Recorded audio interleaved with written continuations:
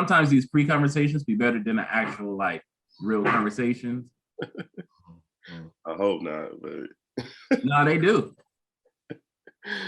but yeah, so I met up with one of my frat brothers. Hit some golf balls the other day, and he about to have a baby in a couple more months. So like, but his woman though, like she already has a daughter, um, and I think she says she's about 11, and so they all live together now.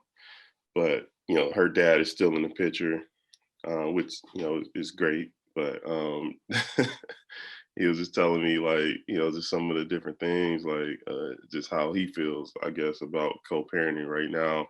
And one of the things is like discipline, and like how do you navigate discipline when I mean they're not married, so like but they're about to have a baby together. So I think they intend to get married, but you never know. But anyway, just thinking about like those kinds of dynamics, and then like how you even approach that. He was like she be to him, he feels like she be talking back to her mom and stuff like that, saying a little smart shit. But I'm like, to me, like that's to me is normal. Like it's just to me it just seems like that little, daughter mama rivalry kind of thing that starts to happen as they become teenagers and stuff. But yeah, man, it was just interesting hearing from him kind of how he was approaching uh co-parenting. So So I this thought, was him wondering how to approach the discipline of her child that's not his. well, yeah, because he was feeling like he couldn't do, like he can't. Okay. He just not even really the stepdaddy. He's just the mama boyfriend right now. So he was feeling like he can't really, discipline her like that, and he think, I mean, it's just kids being adolescents anyway. But he, Mhm. I think he feels like he don't really have a say in what happens like that. Got you. Yeah, let's get into that. So yeah, let's get in that.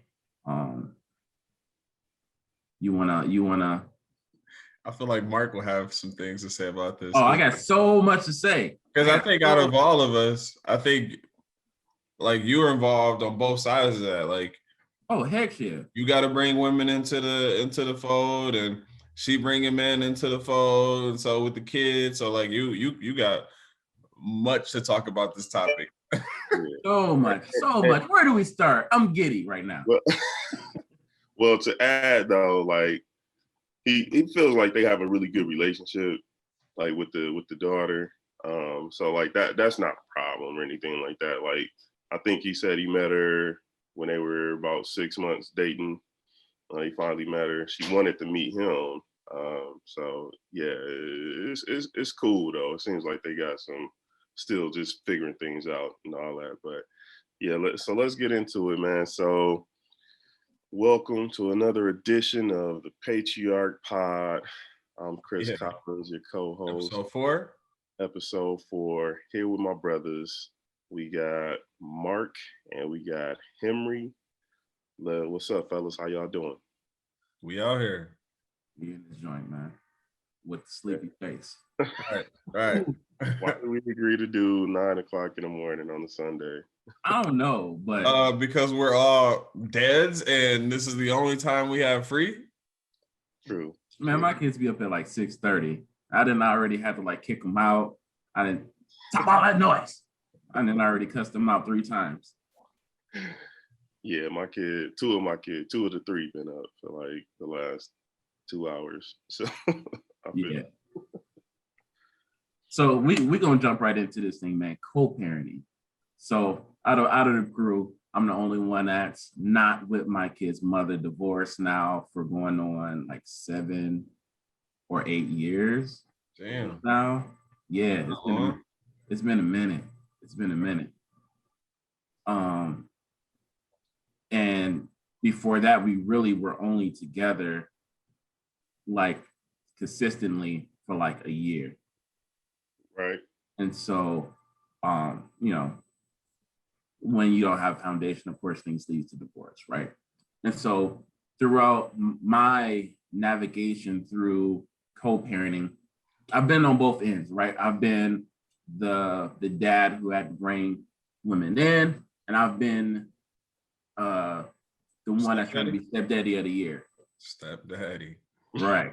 You know, and so, and of course, I've also been the one who has to deal with her choices in men, which, you know, I pride myself in. Never mind, I ain't gonna go there.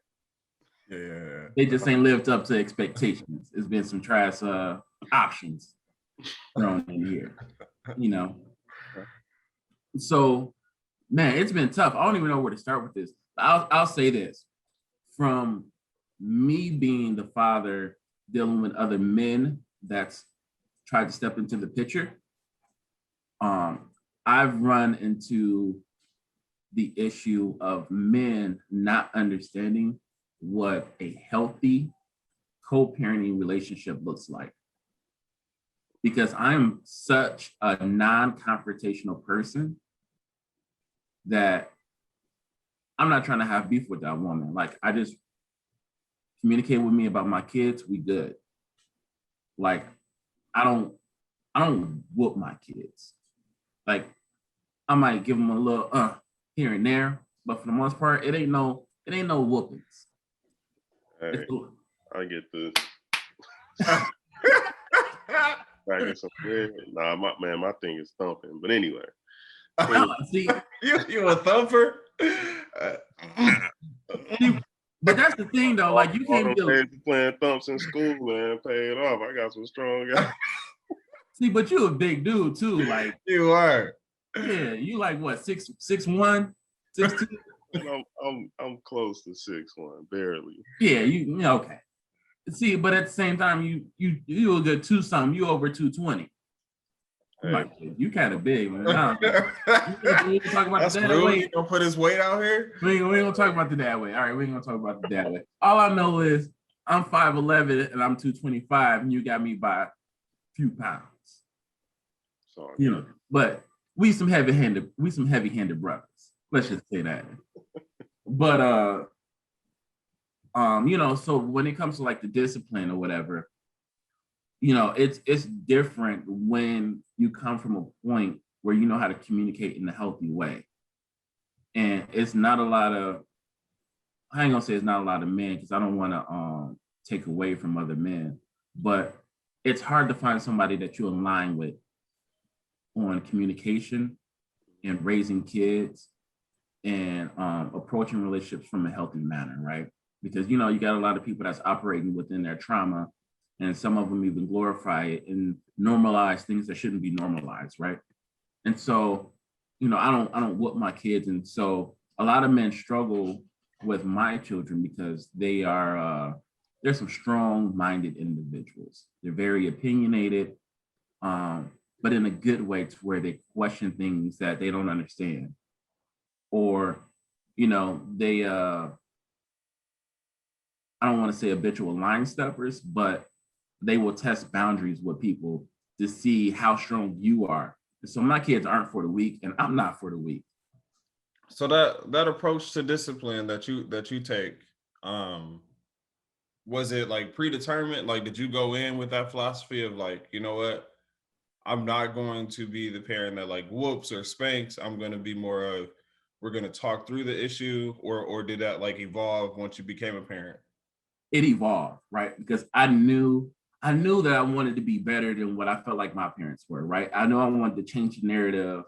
And I think as I grew within like being a father, it evolved. And it was just different people who, you know, how you see like the Facebook and social media debates all the time, like, is whooping good, is whooping bad? And a lot of it was linked to like trauma that we grew up with. So like I attribute whooping to punishment from like slavery. Mm-hmm. Like, you know, like it's no reason to really just beat somebody or whoop somebody necessarily. just because they didn't do something you don't want to do. When if you can have a good open communication with them, they'll learn just as much, and then they don't have to fear you in that manner. I want my kids to fear me, but not they're literally scared of me, but Right. to fear me in the aspect of how we like fear God. You know, Right. like we Right. respect him, we love him, More of a whatever. respect. Right. Absolutely. I Right. want that type of fear Right. as of like respect, but like firm. But the other dudes that like trying to come in the picture from like their mom, they can fear me. That's different. Yeah. Yeah. I want them to be scared. For sure. You know, they don't get evolved Mark. They get Martavius from the hood, Black Air Force Ones wearing Mark from the east side of Detroit. I need them to have that fear. Clarification: he looks like he has on Black Air Forces right now. Right. I don't have them on, but they sitting right here. So Chris, you're coming from a different side. What you got? Yeah, man. So as a kid growing up, like I got whoopings. You know what I'm saying? I was the funny thing about kids is that they don't come out knowing how to act. Kids, like kids just all they just know how to do is not act right. So man, it's I think it's as I've kind of grown and had different experiences over the years, and I worked in I work in public education, and so in that kind of setting, not being able to put your hands on a kid, Right, yo, that you right. That attributed to a you lot. really got to learn some different kinds of techniques in order to deal with them challenging behaviors. And so I take a lot of those same approaches with my own kids. Although, as I mentioned, I might have to, can't always spare the rod all the time. You know what I'm saying? Sometimes you got to let them know, put them back in their place real quick. But, but yeah, and so I think one of the cool parts though is that something that I've learned is being able to give kids choices and helping them to see like, your choices got some consequences. Whether it's good or bad is up to you, and you got to live with that. So I teach my kids, man, and really any kids that I come in contact with, is that you always got a choice. Like you can choose to clean your room, or you cannot choose to clean your room. I'll come and clean it, but them toys is mine now. Like you're not gonna get them back until Right. you can manage that. And so I think that really just teaches kids like, everything, your choices have consequences, and you need to really think about them and weigh the outcomes. And we talk about like, the brain science behind that, the prefrontal cortex being the decision maker and having to develop that, because it is really underdeveloped. And the whole debate about when men mature around the age of 25 and women mature around the age of 20 or 19, whatever. I can see that. Yeah, for sure. Like being like acting impulsively and not being able to control those impulses sometimes. You can really see that in people our age who have not really spent a lot of time developing that processing center, or maybe even had the opportunities to really do that in their formative years. Yeah, I'm big. So I'm still on the early stages of the whole discipline thing, but Pauline and I, like we talked about it going in, of like how we were going to approach discipline and what we wanted in our parenting philosophies. And for me, I'm a big advocate for like learning through experience. Sort of like what you were saying, Chris, where like, you let the thing happen, and then you have choices and you figure out what the consequences are. But also just letting them like fuck up, right? And then like coming back and having that conversation, like, look, I could have told you not to do it, but you wouldn't have listened to me anyway. You're gonna do your thing anyhow. Because I feel like as a parent, like you can have your children live out of fear or live out of understanding. And I don't want my kids to live out of fear because, there are still some things as an adult that I didn't understand until I actually experienced it myself. But I was just living out of fear because my parents was like, I got a whooping for doing this or not doing this thing. So I was like, I ain't never doing that again. And then I become an adult and was like, oh, now I understand why they told me not to do that, as opposed to just being like, I'm not gonna do that because I don't want to get a whooping. Like, it's different. Like, and I want my kids to be like, oh, I understand early why you didn't want me to do that because I've experienced that when there was no cost, as opposed to experiencing that as an adult when there is a cost to it, right? Like jail or something, right? Where so yeah, my parenting style is leaning towards that way. Oh yeah, same here, man. And you pointed out a really good point, Chris. Like, so for some of you that don't know, me and Chris worked in education. I used to work in education as well. We worked together even for a few years. And us being not able to like whoop kids definitely like help with communication as a parent, right? Because like, man, if I can talk to these other people kids and teach them lessons and have the impact that I've had on these other kids just through conversation, it's possible for me to do it with my own. Yeah, man. Like that's one of the things that I found, man. Like I have a lot of patience for just kids acting up, right? Yeah. when I don't have a lot of patience when it's my own kids. It'd be like a whole nother level, man. But yeah, so like that's one aspect of like co-parenting, right? Like even like with me and my wife, like we kind of have I, so we have to make decisions together, or at least be somewhat on the same page. Sometimes we don't always see eye to eye on like a certain thing, like stuff I think that is like minor, she might like think is major. And so I'm like, I always be like, just go ask your mom, go talk to your mom. And I don't even whatever. So like sometimes I just really pick my battles, man. Like when it So, but like that's the difference in like father parenting and mother parenting. Like first, like I'm a really chill person too.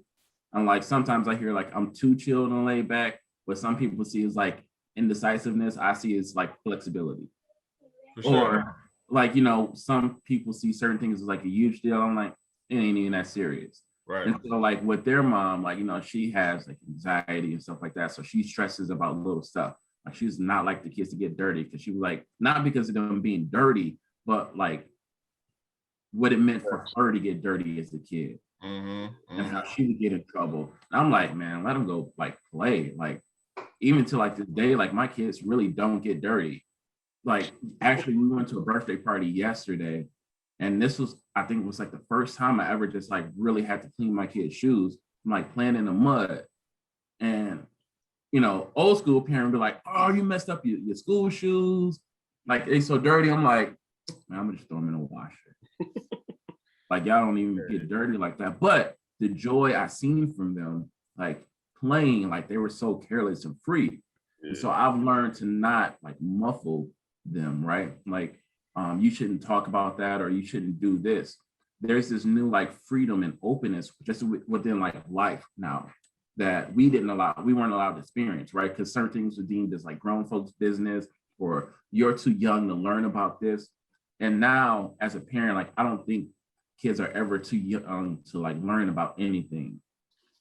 Because it's H, what you think, man?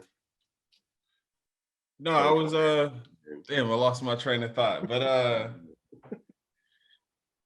no, so I was thinking about like, so Pauline and I, we were like, I think, yeah, that's what, here's my train of thought. Here it is. So like I feel like there's so much that goes into like each individual in the relationship, right? Like you have your personality, you have your upbringing, you have your family traditions, you have like all those things. You're bringing both of those things into the dynamic of the relationship and raising that child. So I agree, like you got to fight your battles. And as like most times for me, I'm like, look, it's not worth it. Like Mark said, like, look, you do your thing.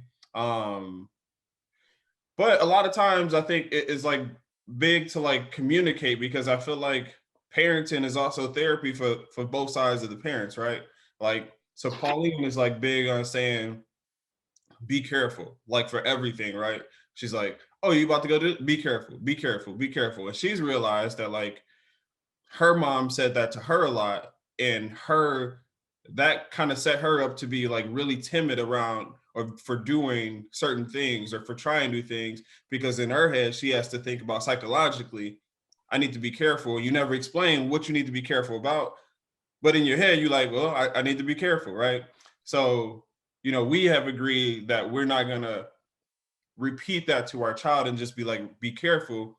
We're going to talk about what types of things can happen based on whatever the action is going to be chosen, so then they can make an informed decision on what it means to be careful in that situation or cautious in that situation.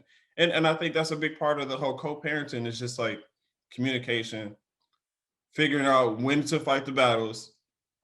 All battles are not going to be won. Sometimes you got to just be like, you know what? I trust that you have our child's best interest in mind, so I'm gonna let you do your thing. And then the next battle, I get that one. That was mine. Let me handle this one. So it's all give and take. Yeah, man, I hear that, man. I'm thinking of a few times, like over the last 6 years, where I'm just like, you know, something might have popped off or whatever with the kid, and like maybe she got to like this point, like she about to just go off the ledge, right? And then me having to come in and be like, relax, I got it, I could deal with it, she's good.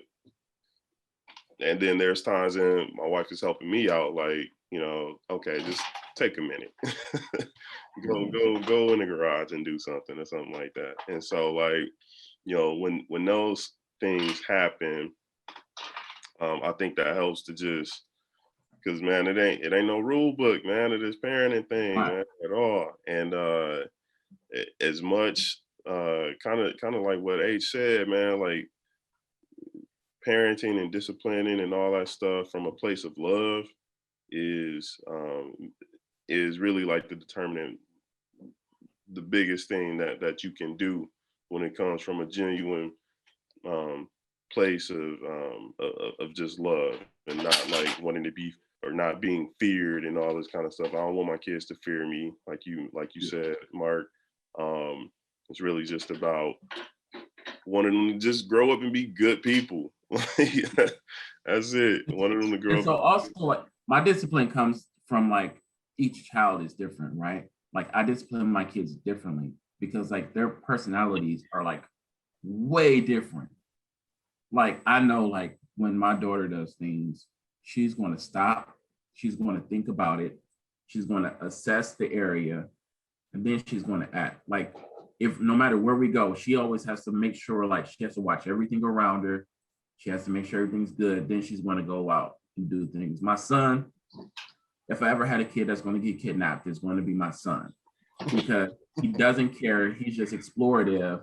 Like, and I'm really, really working on this, but like, you can walk up to my son with a puppy. He'll be like, oh, puppy, let me play with it.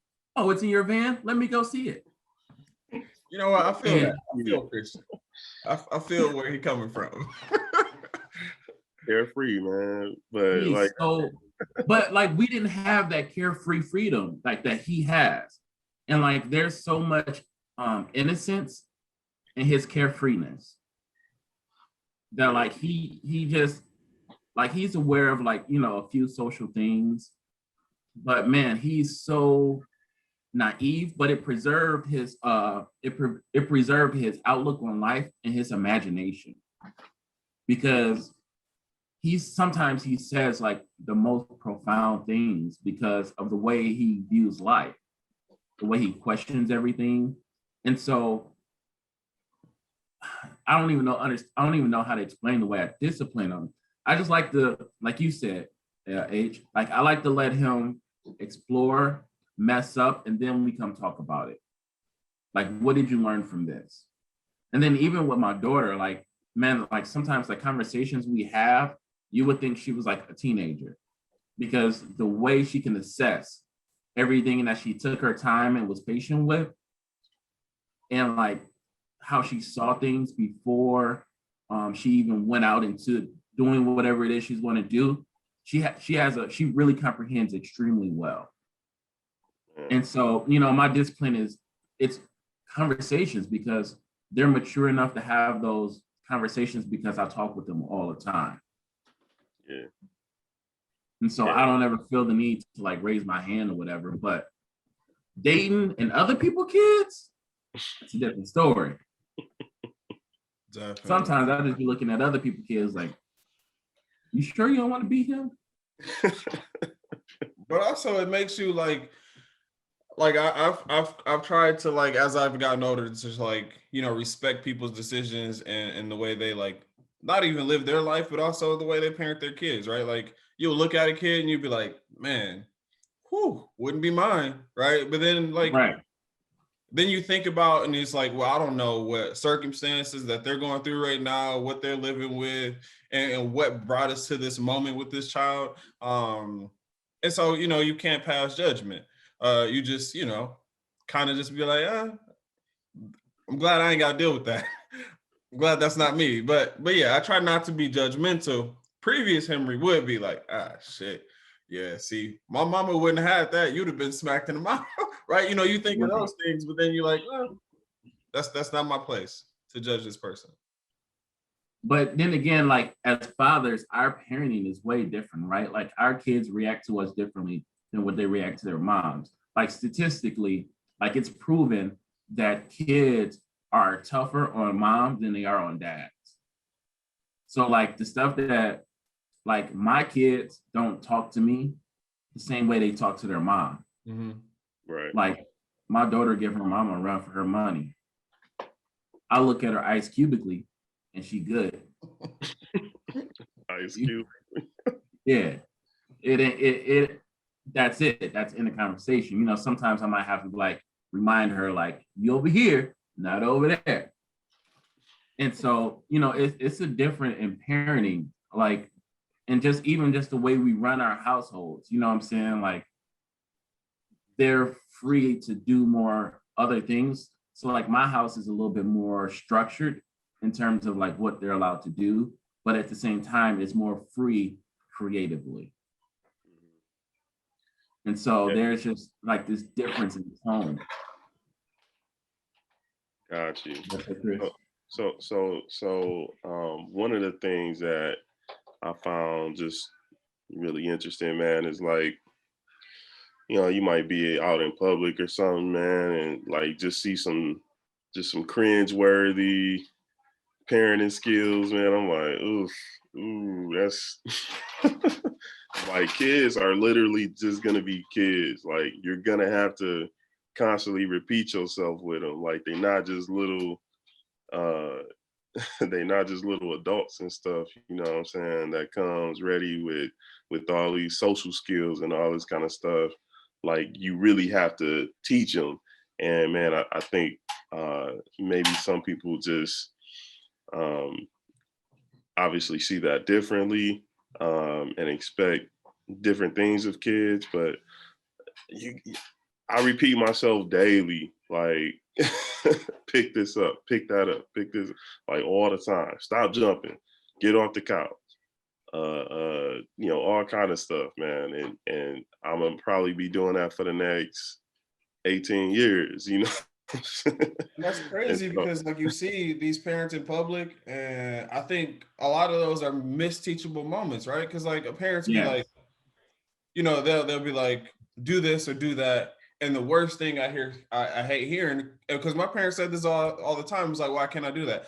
Because I said so. It's like, well, what does that even mean? Like, give me some explanation around that. And I think a lot of that happens in public, right? Like you have your kid exploring or what you see as not acting appropriately, and then you just you shut it down, but you don't really explain why it's not appropriate in that situation. One thing that I noticed on vacation this past week was, you know, I've been like against that whole backpack with the lanyard thing. I was like, man, you can't have your kid on a leash. But then a couple of times, a couple that we know, like we were walking and randomly out of nowhere, their kid like gets up and he just books off, right? And like we're like in traffic, and you know they're freaking out because their kid got up and booked off, right? He could have ran into the street or whatever. And in that moment, I'm like, you know what? That backpack leash probably would have been a good idea right now. Yo, So it kind of like it makes sense. What you say?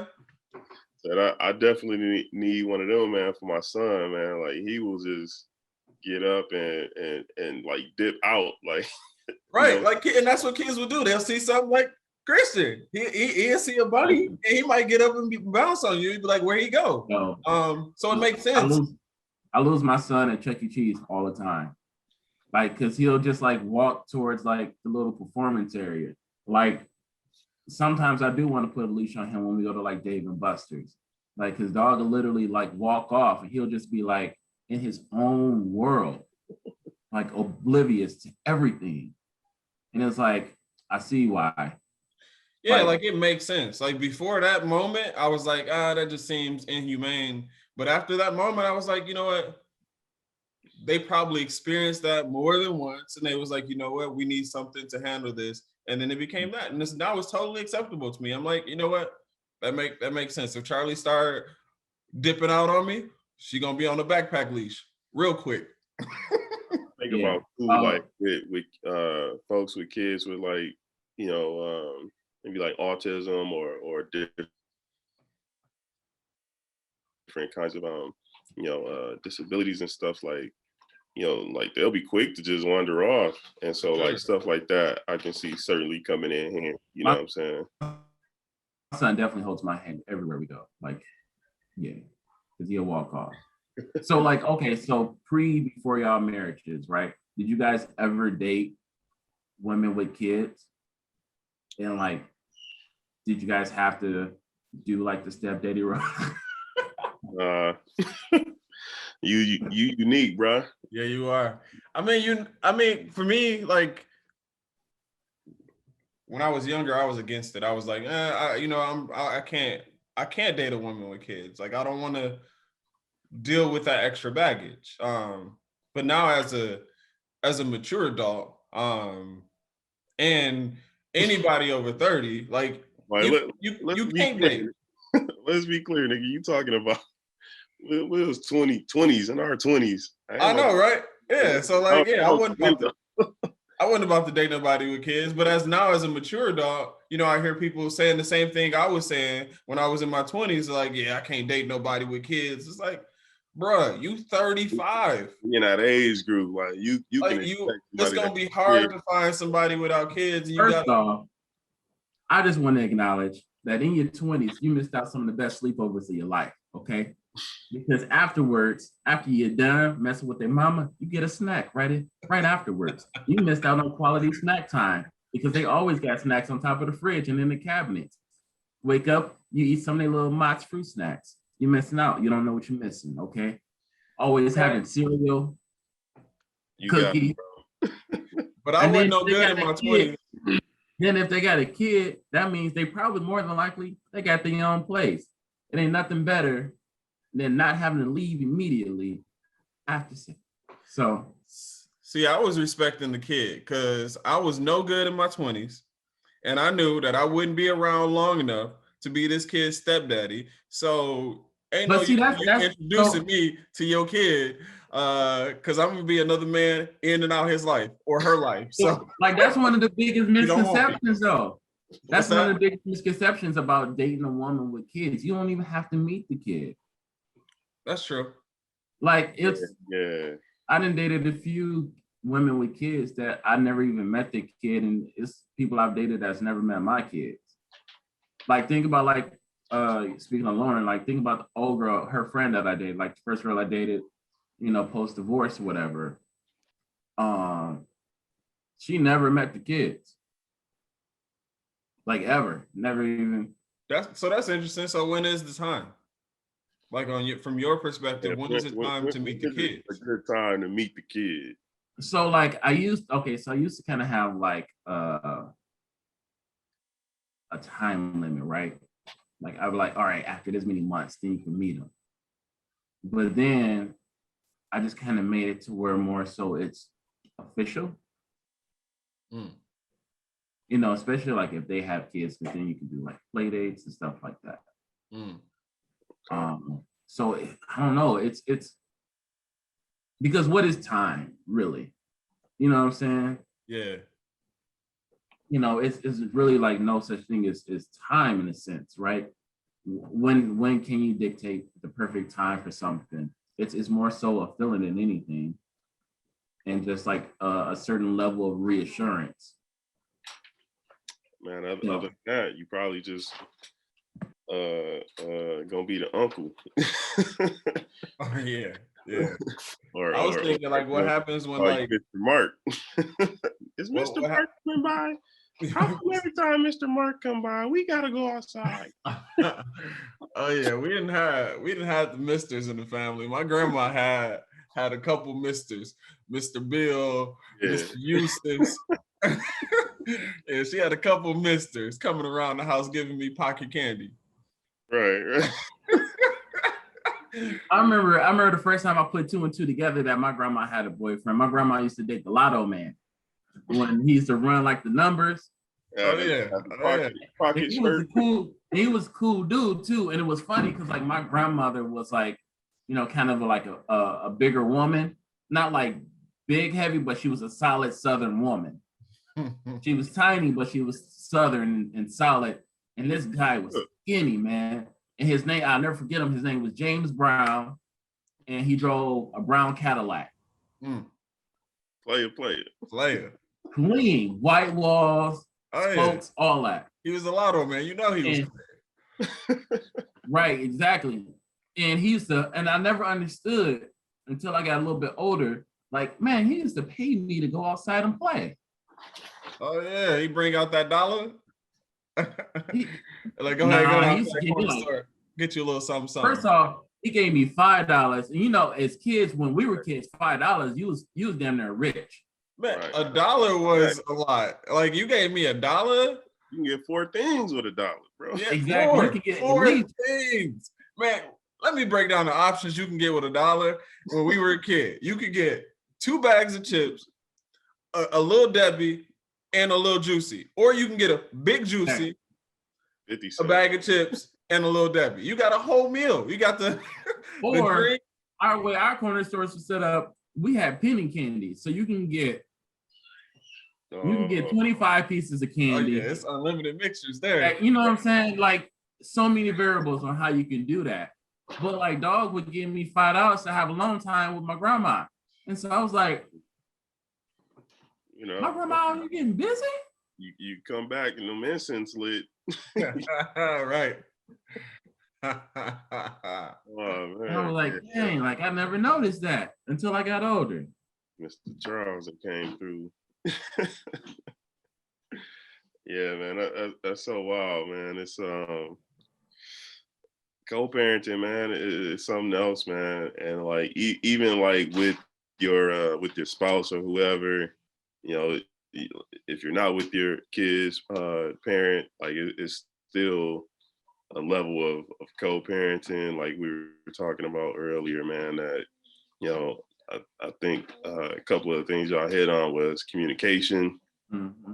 Like those are like essential, right? Like not a lot is gonna happen if there's gonna be some frustrating times, probably some kids that suffer the most when parents ain't communicating clear, man. So that's I don't know. So my opinion, here's my opinion. My opinion on divorce and co-parenting is the communication has to be so great.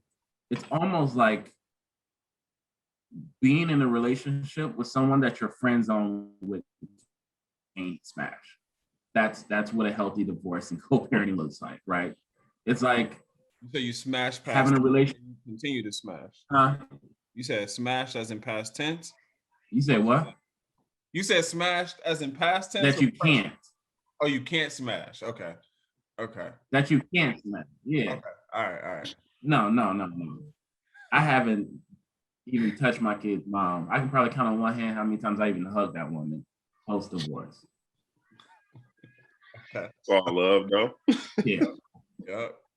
Yeah, man. My wife, her parents, man, they've been co-parenting, and they got like friends most of the time, and they still communicate. And my wife's 31, so See you know me, they see still. me and her are friends until she get a new boyfriend, and it just depends on his level of insecurity.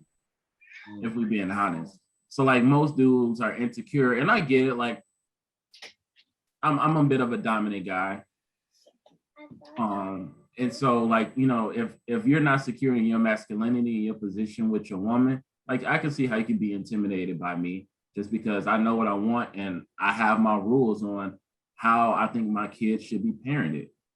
And now that I look back on a few things, it's a few things like I don't knock when I walk in my kid's mom's house. I just walk in there. Like I know the code to get in. I'm not knocking on your door. Yeah, that could be a little disrespectful. But it's not like I'm just coming over randomly. I'm just coming to get my kids. Oh no, man, you have to call me first. No, but she knows I'm on the way.